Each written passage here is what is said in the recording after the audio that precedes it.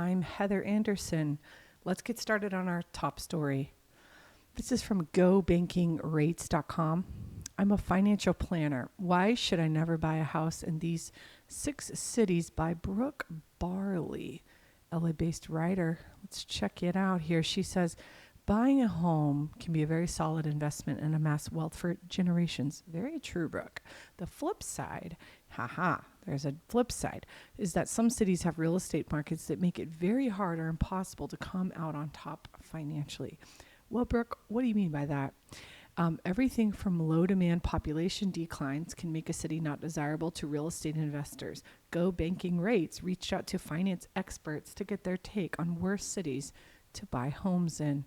So looks like we have a CPA here saying, hey, stay away from San Francisco, okay? He's saying, look, prices are too high and demand is not what it used to be. Plus, tax structure basically sucks. New York, that was really flat. Like San Francisco, the Big Apple has seen population go down since the pandemic. But do you ever think New York is not going to be a place people want to own real estate? It's a global city. One of the global cities, actually. It's high property tax rates, growth in terms of people, and high maintenance costs.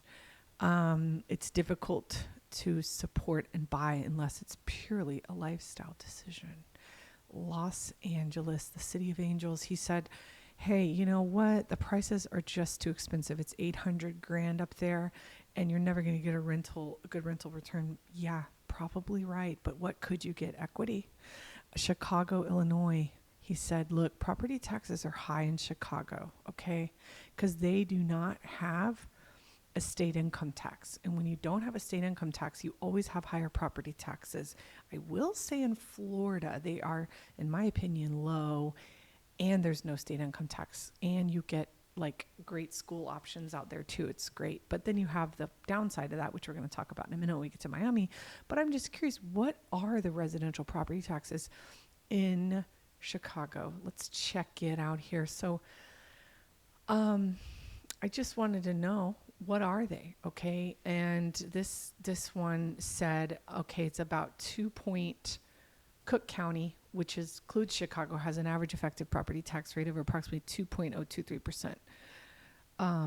So I don't know exactly where Cook County is, but it looks like it's in Chicago. Maybe it's a main county in Chicago area. The average Chicago home is valued at $303,000.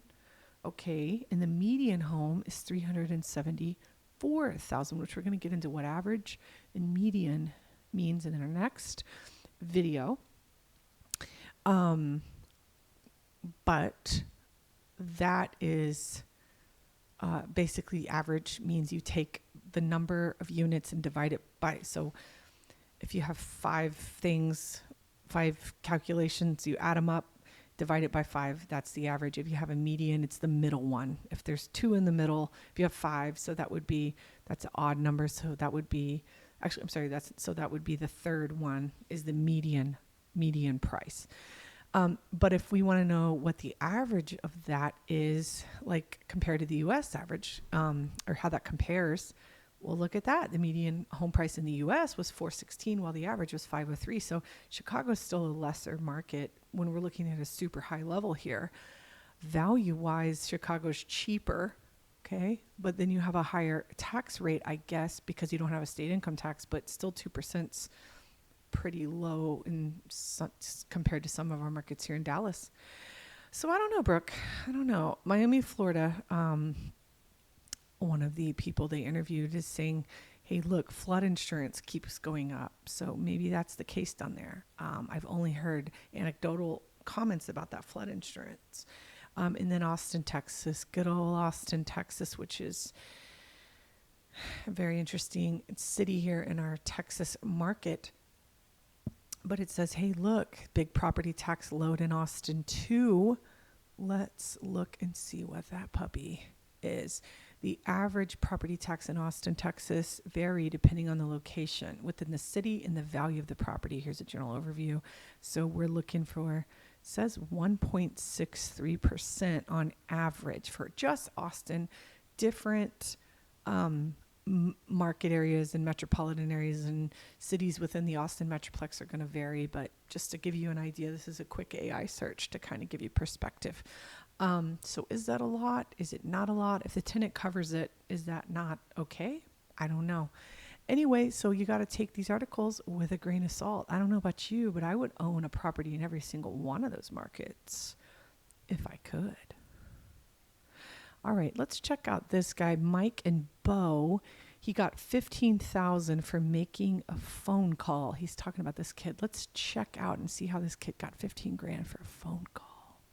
We made $100,000 because this kid made a phone call. This is Hayden. I don't even know the kid. But he comes in, he hangs out in our office, and he goes, hey, can I start making phone calls? All right. We give him to Zach, give him to a couple people. Hey, start making phone calls. This kid, he's not that bright. He hangs out here. He eats all of our snacks. I wrote him a check last week, was it? Yep. For how much? 10 grand. 10 grand. The next thing I know, I see some social media and he's covered himself with $100 bills. I don't even know his parents. I don't even know if you're allowed to give a kid 10 grand. But I wrote him a check for 10 grand and next thing I know, he's covered in $100 bills. I don't know why he even cashed it. You don't carry cash around. I don't even know where the money's at. What have you spent it on? I put it towards my truck. That wasn't the first check, right? Mm-mm. You got another check before that. Yep, 5 grand. 5 grand. And so, hey, I don't have the $500,000. I want to get in real estate. This 16-year-old kid gets on the phone and starts making a couple stupid phone calls, probably stuttering, doesn't sound that good, but he hands the phone to us. What property did you just get paid on? It was a $4. How did you find it? I was in the CRM that I got provided with. I just called a number, asked if they were interested in hearing an offer, handed it to Zach, and it'll all go from there. So literally, you find a deal, you don't know what to say, you've got someone that wants to close on it. How much money did you have to invest in it? Yeah, none. So he didn't have any money, but he's in the real estate game and he's getting paid. I don't even know his parents. So like I said, I don't even know you, but he's making money. He reminds me of me, except for I had a mullet and was better looking. It doesn't take a lot to figure out real estate. If you can communicate, obviously he's a good kid and I'm just kidding around here. He's a good kid and he can communicate and he's dedicated. He gets good grades. He comes in here and he also, what, you play golf or something? Baseball. Baseball, golf, whatever. He plays a sport also. And he's got time to come in here a couple hours at a time, right? Yep. And he's putting some time in and he's closing deals on real estate and we're coaching him up. He's learning things that he's going to have for the rest of his life and he's making money. There's so many ways to make money in real estate. Don't be afraid to call people and go, hey, would you be willing to take an offer? The deal that he made 10 grand. I think we made 100 grand on it. Yep, we made 100 grand.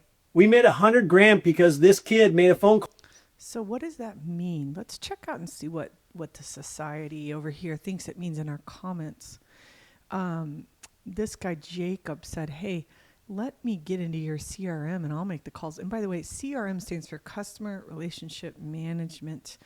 Basically, it's a database of some sort. Typically, it's in the cloud. Like you might have heard of a company, Salesforce is a really popular one, very, very good one that allows salespeople that are in the high volume calling or any kind of sales business. Really, most people in sales have a CRM. It's just an organizational tool that helps them stay in their database and know who they spoke to and what they talked about and all that.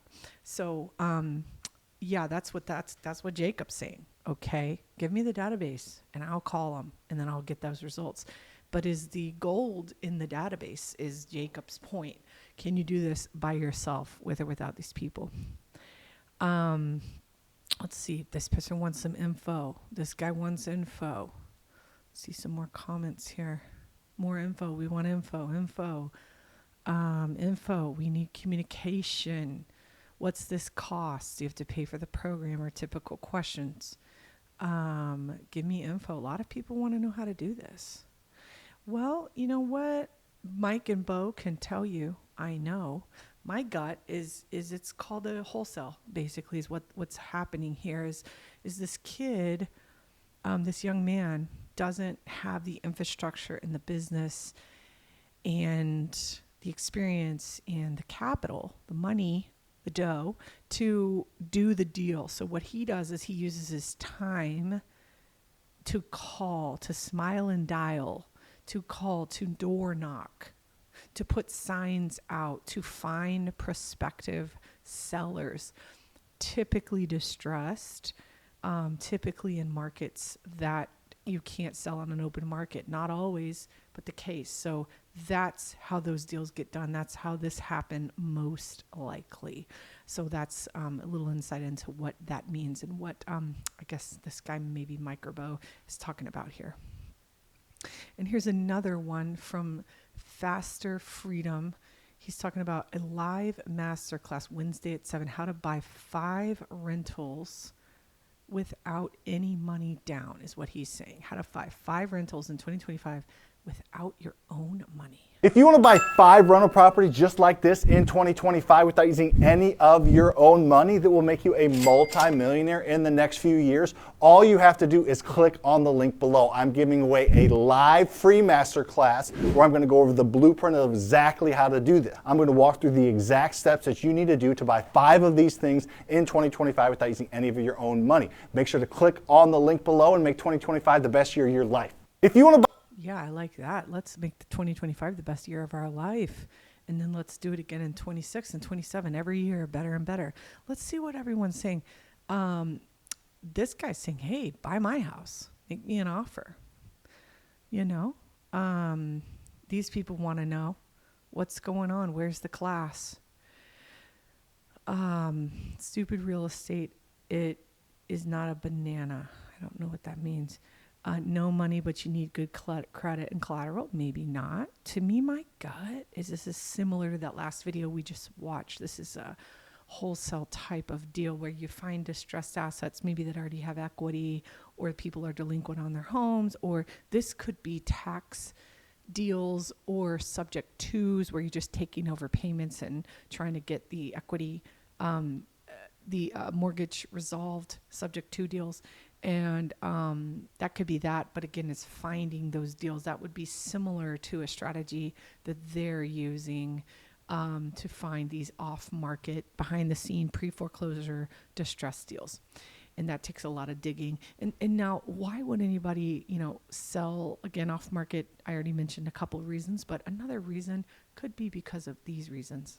So most people think owning real estate is passive income, but let me show you what could happen to you.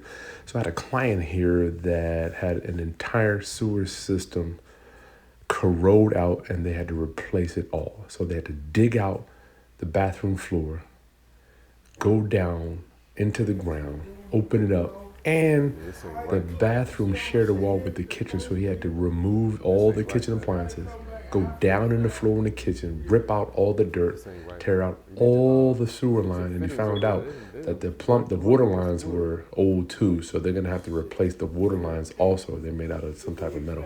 And when he went in the ground, you never know what to expect. He's got cinder block under the slab. I've never seen that. Things pop up like this in older construction. So these are some of the unexpected things that pop up when you're a landlord. Oh boy. Wow, Chris Haskins. Ooh, no bueno. Thanks for sharing that horror story. But don't let these horror stories deter you, okay? Everybody wants to get rich quick, but sometimes you got to take a little risk like that to get rich slow. You have a 99% chance of getting rich slow and a 1% chance of getting rich quick. But look at what Grant Cardone says about the mindset of the masses wanting to get rich slow and only having a 1% chance of doing it. What do you think this country spends on lottery tickets a year? I'll say 10 billion. 105 billion. That is more money than every sporting event, every music download, every live concert. People want to win something, right? I want to get lucky, but you're not going to get lucky. What do you think this country? Oh boy. Where do you fall into that bucket? Get rich quick or get rich slow, 99% chance? You can get rich slow, 99% chance. Well, Every homeowner might has have a little bit of a So most people risk, but that's okay. You can learn how to deal with that risk. Okay, on our next story from USA Today. Why more Americans are turning to self-directed IRAs for real estate and alternative investments. A self-directed IRA, what is that? Tyler Shepard, thank you for sharing this. More and more Americans are turning to self-directed IRAs, SDIRAs, as economic volatility and inflation fears challenge traditional retirement strategies. Unlike standard IRAs, where investors are largely limited to stocks, mutual funds, and bonds, self-directed IRAs allow for a broader range of assets, including real estate, private loans, and even cryptocurrencies. I bet you were wondering, why am I talking about IRAs? Well, because self-directed IRAs allow you to invest in rental property. This shift is a larger trend toward portfolio diversification and hands-on control over retirement savings. That's the camp I'm in. So how do you set one of those up? Well, there's a company here called uDirect IRA Services. That's just one example. Let's click on them and check them out. Here's their website, and they have a little video that explains what they do. Let's take a look. What uDirect does is we help people to take their retirement savings and move it into a self-directed IRA account so that they can build their financial future outside of Wall Street. I really don't think that people understand all the options that are available to them when it comes to retirement investing, because most of us are doing our job. You know, we're busy with our life, our children, our family, and we're not experts in retirement investing. So many people tell us that self-directed IRAs are like the best kept secret. How did I not know this? You can invest your IRA, your retirement funds, into, for example, a house. Renters move into that house and pay your IRA the rent. And as a result, you give yourself the opportunity to build your retirement nest egg so that you have a happy and prosperous retirement. I've been helping people self-direct their IRAs for over 15 years. I sit on the board of directors for the Retirement Industry Trust Association, which is so rewarding because it gives me an opportunity to have input on the legislative issues that impact our industry. Getting started with a self-directed IRA, that can be as easy as 1, 2, 3. Open, fund, invest. Open an account, you fill out some forms. Funding an account, transfer, contribute, or do a rollover. When it comes to investing, uDirect is going to reach out to you, review the documents, and then have those funds dispersed as uDirect. The reason why uDirect is really ideal for high dollar accounts is because we have a flat fee, regardless of the number of assets and regardless of their value. My vision for our account holders is that they have a retirement that they're really proud of, and they understand how it works, and they've been able to build their retirement, their financial future by themselves. We would love to help you to start setting up a self-directed IRA account and building your future. So I would agree with her that a lot of people don't know about these. Even in my own career, I've honestly never dealt with anybody that's ever done one of these, but I think it's a really cool tool that you could look into if you find the market is not the place you want your money to go. And custodian, this is an example of a custodian. These custodians are financial institutions like a bank or a trust company that holds and administers these assets within a self-directed IRA. You know the names of the custodians / companies that hold your IRAs, Roth IRAs, traditional IRAs, possibly even 401ks. I don't have a lot of experience with those because I've always worked for myself, but that's like Vanguard, Fidelity, those companies, Magellan that you know of, those are, or Janus, I guess, those ones are like mainstream custodian holders for those, but self-directed IRAs, those are kind of companies you might not know so much about, like this Madison Trust Company, Equity Trust, the company that we just looked at, Retirement Industry Trust Association. I guess that's a resource. Okay. Auto IRA. Okay. So anyway, you can take a look at that. And this stuff can get exciting because look, there's 3 categories that Madison Trust Company kind of denotes here. The self-directed IRA, all transactions go through a self-directed IRA custodian, best for investments with fewer transactions, such as metals, private placements, or promissory notes, which that's a whole new fun world, this promissory note world for real estate investing, but we're not going to get into that today. Self-directed IRA LLC, place transactions through a designated IRA LLC checking account, best for transaction-heavy investments such as rental property or fix and flip, offers multi-member investing. And then you have a trust. We talked about a trust on our last rental property news, and that's where you place transactions through a designated IRA trust checking account, best for transactions heavy investments such as rental property also, or fix and flips. No state fees or reporting requirements. So it's a really neat new space that you can decide and look into and do some research on if you find that's a pathway you're interested in. All right, this story comes out of our friends across the pond in Britain from the Standard, but we can relate. Okay, this is a study. Landlords reveal their most costly mistakes with rental properties. A survey of 1,000 landlords found regrets expressed by landlords around buying, selling, and repair costs. A lot of our job as real estate agents and brokers that specialize, especially in investing and working with investors, is psychology, the psychology of letting go of our past mistakes, regrets, disappointments, expectations that didn't go well, and just resetting. So take this article with a grain of salt. That's why it's on their news program this evening, because I just want you to know we all have them. But the key is, it's not about a regret, it's about a lesson. So reframe that word. We all have things we wish we would do differently in life.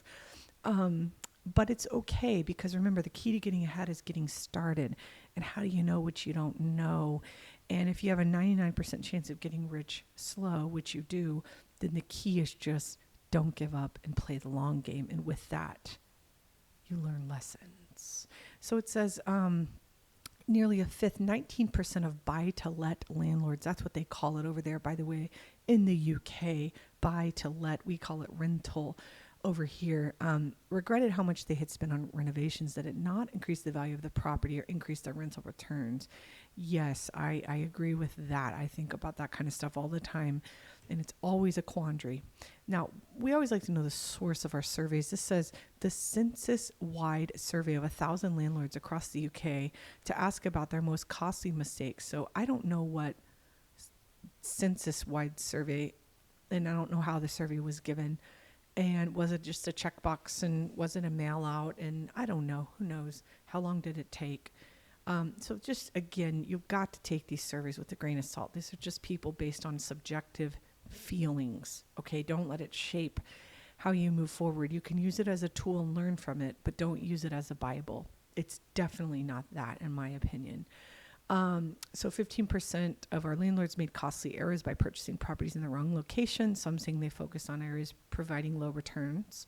Meanwhile, 15% regretted not ensuring they had a financial safety net or appropriate insurance. 13% said they had taken on too much debt. That's a real thing. So that is a survey that we all have those, but let's just read them right now as we go into our next slide. Because in order to prepare for our bright futures, we must first learn from the past. And this story, I hope, uplifts you as much as it does me, because the underdog always has a story of victory in every sect and time in society. And why couldn't you be that underdog, like Secretariat in May 5th, 1973? Secretariat is in the center of the racetrack and driving. Jackie Green now drops back. Coming on a bit is Forgo, our native on the outside. Now and they're in the stretch. It's Secretariat. Secretariat on the outside to take the lead. Sham holding in second. It's Secretariat moving away. He has it by 2.5. Sham then on the outside, our native. At the wire it's going to be Secretariat. He wins it by 2 lengths. Sham is second. Secretariat is in the center of the Secretariat went on to win the Triple Crown as a victor, and nobody thought he could, except the one who believed in him, his owner. And trust me, if you haven't seen this movie, it's worth a watch. As we end this session, let's take a look at this beautiful trailer to a beautiful movie.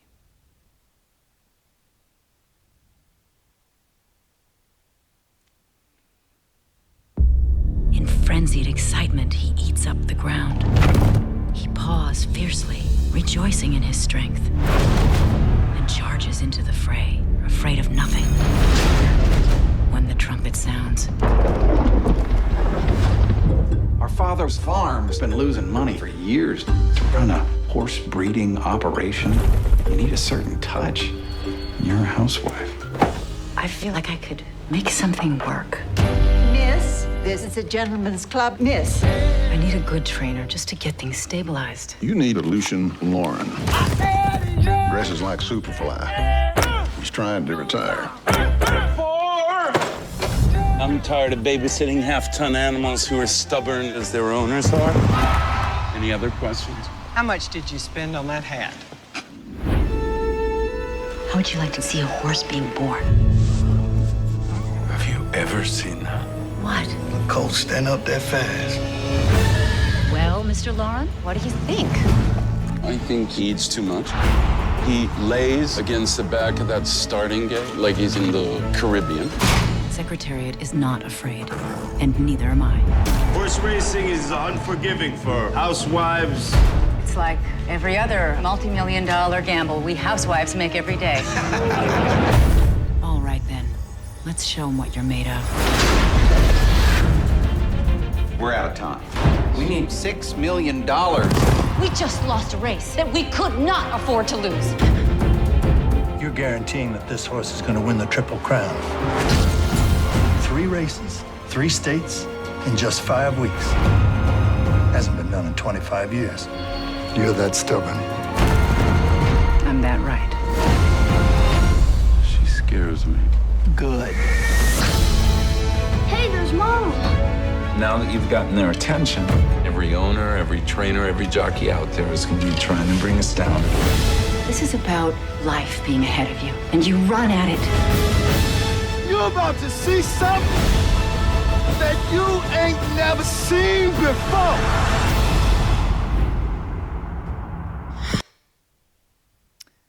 Dear friend, I hope you run at your life. Trust me, it's absolutely worth running for.